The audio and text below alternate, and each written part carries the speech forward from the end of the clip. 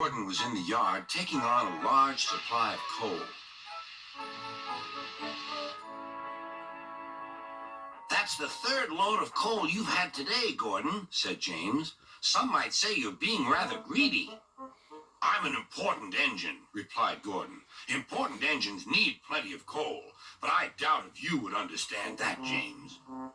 James snorted and went about his work.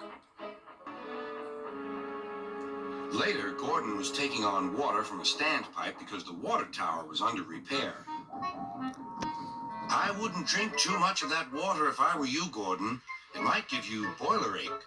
"Ha!" said Gordon. "What's this, educating Gordon Day? First James, now you, Duck. Big engines have big needs. Little engines are just annoying." "Don't say I didn't warn you," laughed Duck. Later, Gordon steamed into the yard at the big station.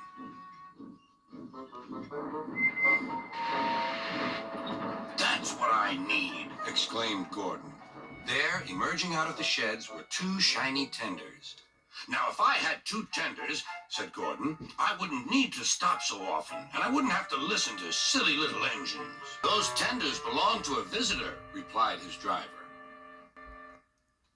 Diesel sidled up alongside.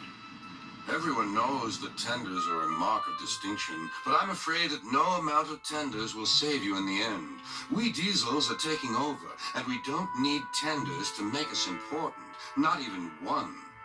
Gordon was most upset. He was feeling just the same next day.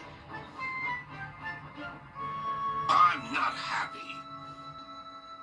"I know," said Duck. "It's boiler ache." "It's not boiler ache," protested Gordon. "It's—" "Of course it is," interrupted Henry. "That water's bad. Have a good washout. Then you'll feel a different engine. Your boiler must be full of sludge."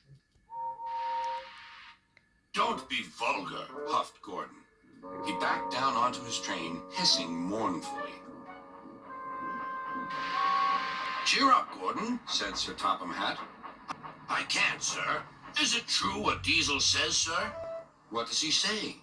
"That Diesels are taking over." "Don't worry, Gordon. That will never happen on my railway." "One more thing, sir. Why did the visitor have two tenders?" "Because he lives on a railway with long distances between coaling depots." Gordon felt better.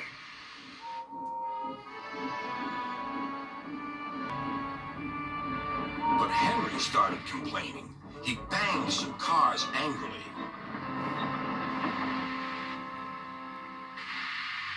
"I always work hard enough for two," he puffed.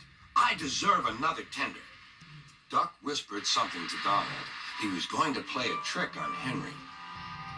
"Henry," he asked, "would you like my tenders?" "Yours? What have you got to do with tenders?" "All right," said Duck. "The deal's off. Would you like them, Donald?" "I wouldn't deprive you of the honor," replied Donald. "It is a great honor," continued Duck thoughtfully, "but I'm only a tank engine. Perhaps James might. "I'm sorry I was rude," said Henry hastily. "How many tenders have you, and when could I have them?"